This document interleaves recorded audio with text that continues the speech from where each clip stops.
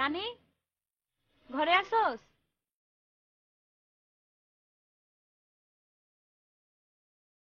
কি হইছে? কিছু কবি? তোরা এলাম কি? রাজা বাড়ি দেখি প্রতিদিন তারিখে বাড়ি ফিরে।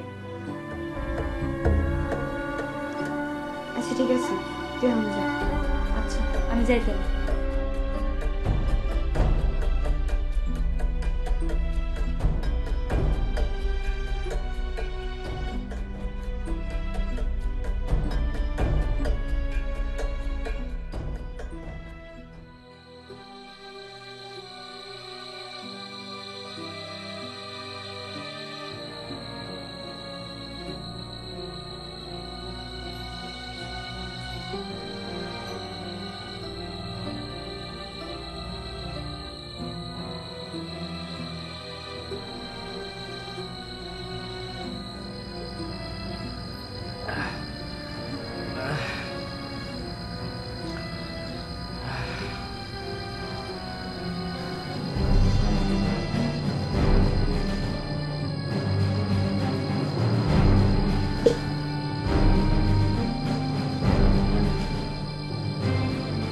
কিরে রানী, তুই এখানে কিছু কবি? ভালোই উন্নতি হয়েছে তোর। খালা নাই বইলা যা মন চায় তাই করবি? কেন, কি করছি আমি? কিছু করস তাই না? দিনের নেশা করস কেন? নেশা করতে ভালো লাগে, তাই করি। যা, তুই চলে যা। এত রাইতে গ্রামের মানুষ তোরে দেখলে খারাপ করবো। দেখলি দেখলি, তুই ভাবছস তোরে ডাক দেওয়ার কেউ নাই? আমি এখনো মরি নেই। তুই আমার সে কসম খা, তুই আর কোনোদিন নেশা করবি না।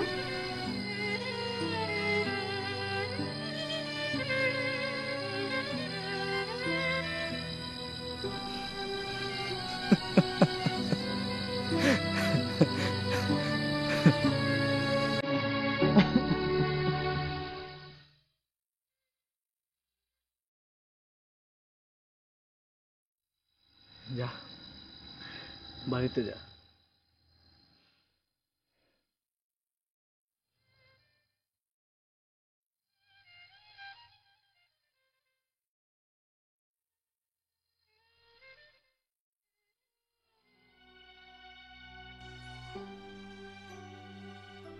আব্বাজান, আমি একটা কথা বলতে চাই। কি বলবে বলো? আমি একটি মেয়েকে ভালোবাসি। তুমি একটি মেয়েকে ভালোবাসো, কিন্তু তার বংশ পরিচয় কি? তার বংশ পরিচয়, সে একটি সাধারণ ঘরের মেয়ে। তুমি কি করে ভাবলে একজন সাধারণ ঘরের মেয়ে শিখ দরবারের পুত্রবধূ হিসেবে আসবে? তুমি কি পাগল হয়ে গেছো? হ্যাঁ আব্বাজান, আমি পাগল হয়ে গেছি। আমি রানীকে কথা দিয়েছি আমি ওকে বিয়ে করব। এটাই কি তোমার শেষ কথা? হ্যাঁ আব্বাজান, এটাই আমার শেষ কথা।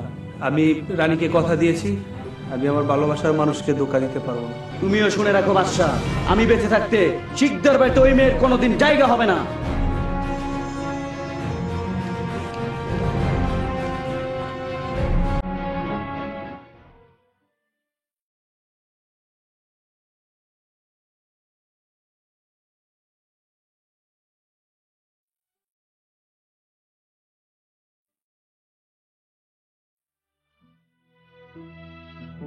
রানী, আমি আব্বাজানকে না বলে চিরদিনের জন্য তোমার কাছে চলে এসেছি, কারণ সে আমাদের ভালোবাসা মেনে নিবে না।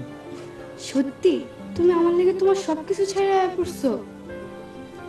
আমি কি তোমার সে মহলের সুখের ছায়া দিতে পারবো? রানী, স্বর্গের চেয়েও বেশি সুখ তোমার কাছে।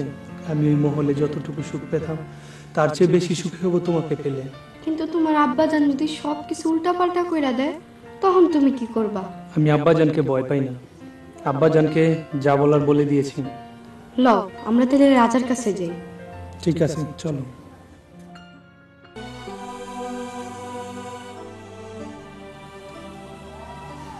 রানী, তোরা? আমরা তোর কাছে একটা দরকারে আইছি। আমার কাছে দরকারে? আমি তো ঠিক কিছু বুঝতেছি না। রাজা, তুমি আমাদেরকে একটু হেল্প করবে? আমি রানীকে বিয়ে করতে চাচ্ছি, আমাদের উপকার করবে। আরে এটা তো খুশির খবর, আমি পারব না কেন? তোমরা কোনো চিন্তা করো না, আমি সব ব্যবস্থা করতেছি।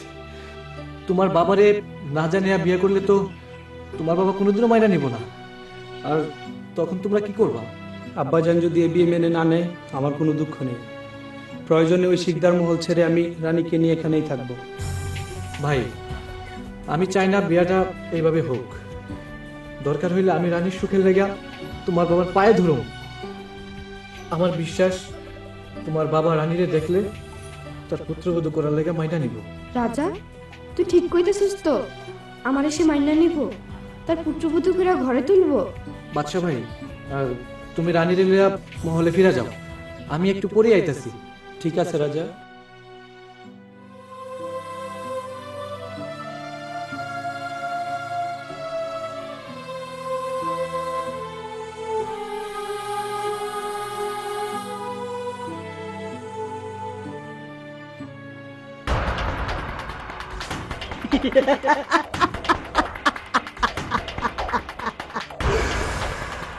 নাম আমার সাদেশ। সারা দিন রাত খালি ভাবি এই সম্পত্তি আমি কেমনে ভোগ করব। আমার সব জল্পনা কল্পনা আজ সত্যি হয়েছে।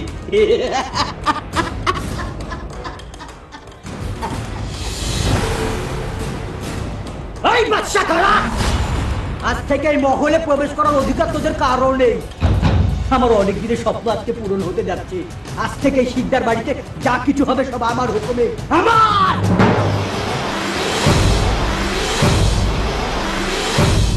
ওই সাদি, তুই আমাদের খেয়ে পড়ে আমাদের সাথে বিশ্বাসঘাতকতা করছিস।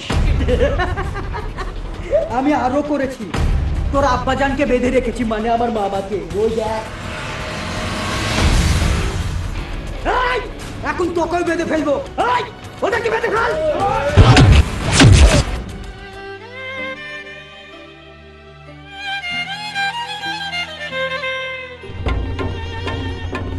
রাজা রাজা, শিকদার বাড়ির বাচ্চার মামাতো ভাই সাদি ওই শিকদার বাড়ির সম্পত্তি লেগে বাচ্চা ও তার বাবা আকরাম শিকদারে বন্দি করতেছে।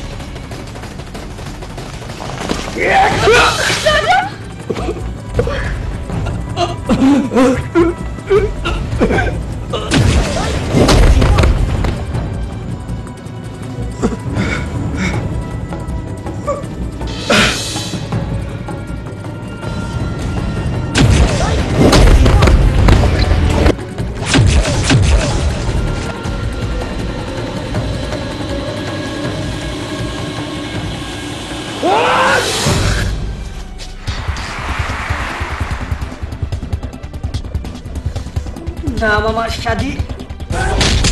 আমি অনেক কিছুই ভাবি, আজকে থেকে আমার সেই ভাবনা কবর।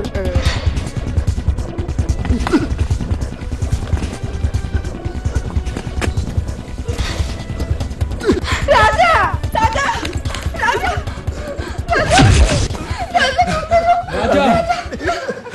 রাজা, রাজা, আমার লেগে তোর জীবনটা কেন তুই শেষ করলি? রাজা, রাজা, তুই শুনে থাকলে আমি কবরে যাওয়ার শান্তি পাবো। রাজা, রাজা, রাজা তোমার কিচ্ছু হবে না। রাজা, রানী, রানী, রানী, আমারে আমার মায়ের কবর পাশে আমার মাটি দিস রানী।